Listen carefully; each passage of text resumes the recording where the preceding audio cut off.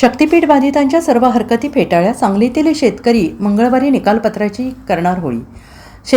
शक्तीपीठ महामार्गाबाबत महाराष्ट्र शासनाने काढलेल्या अधिसूचनेला घेण्यात आलेल्या हरकती फेटाळण्यात आलेल्या आहेत. तसेच निकाल प्रशासनाने दिलेला असून प्रत्येक बाधित शेतकऱ्यांना प्रति पाठवलेल्या आहेत. या निकालपत्राची होळी दिनांक 9 सप्टेंबरला जिल्हाधिकारी कार्यालयासमोर करण्यात येणार आहे, अशी माहिती अखिल भारतीय किसान सभेचे प्रदेश अध्यक्ष उमेश देशमुख यांनी दिली आहे.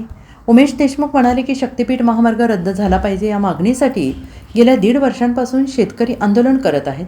सरकारने शेतकऱ्यांचे कोणतेही म्हणणे ऐकून न घेता एकतर्फी निर्णय जाहीर केलेला आहे. शेतकऱ्यांचा विरोध तीव्र असून देखील सरकारने जमीन अधिग्रहणाचे काम चालूच ठेवलेले आहे. सरकारने भूसंपादनासाठी केवळ 20,000 कोटी रुपयांची तरतूद करून शेतकऱ्यांच्या जखमेवर मीठ चोळलेलं आहे. हरकती सदर करत असताना शेतकऱ्यांच्या बागायती जमिनी, त्या बागायती जमिनीकरिता केलेला खर्च आणि त्यातून मिळणारे उत्पन्न आणि पुढील अनेक पिढ्यांचे होणारे नुकसान आदींचा विचार करून शेतकऱ्यांना भरपाई देण्याची गरज आहे. नदीकाठावरील भागात तयार होणारी पूरसदृश्य परिस्थिती या सर्व नुकसानीचे मुद्दे प्रांत अधिकारी यांच्यासमोर मांडलेल्या होत्या आणि त्यांनी यापैकी कोणत्याही बाबींचा विचार न करता त्या हरकती फेटाळल्या आहेत.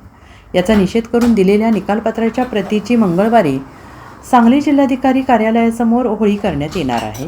Bureau report, SBN Marathi, Sangli.